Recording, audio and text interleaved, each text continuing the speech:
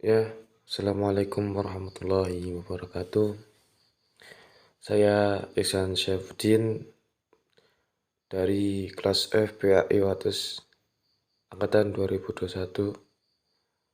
Di sini saya membacakan biografi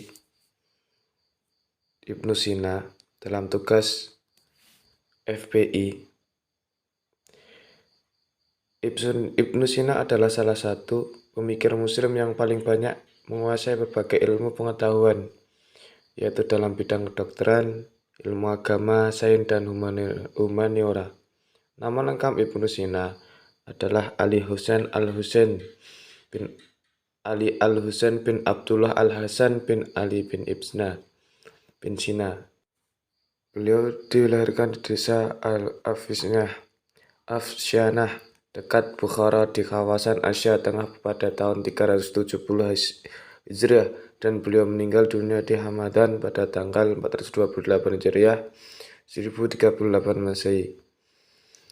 Dalam usia 57 tahun dan negara-negara barat yang lebih dikenal dengan sebutan Avicenna.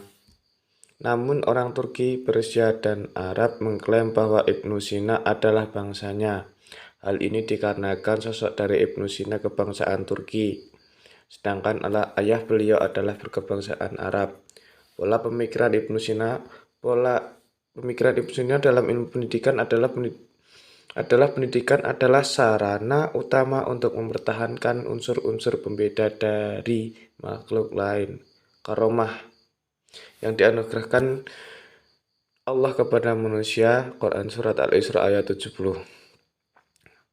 Hal ini menunjukkan bahwa pendidikan tidak akan pernah lepas dari kajian tentang kitab ini yang berisi tentang ilmu kedokteran, Al-Syifa buku filsafat, Al-Najat ringkasan dari Al-Syifa, dan Al-Isyarat, Al-Hikmata, Al-Tanbihat.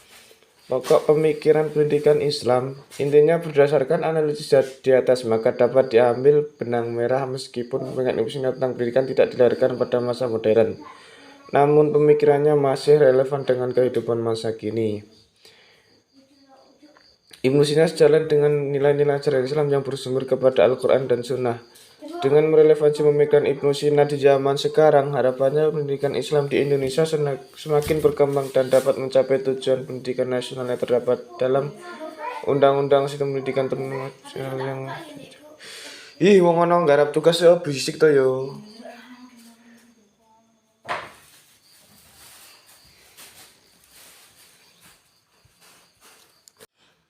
Pokok pemikiran pendidikan Islam.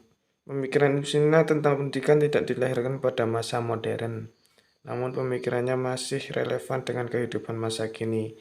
Beberapa pemikiran Ibnu Sina tentang pendidikan tentunya dapat dan sudah menjadi bahan pertimbangan dalam melaksanakan pendidikan di Indonesia karena konsep pendidikan yang disampaikan. Ibnu Sina jalan dengan nilai-nilai ajaran Islam yang bersumber kepada Al-Quran dan Sunnah.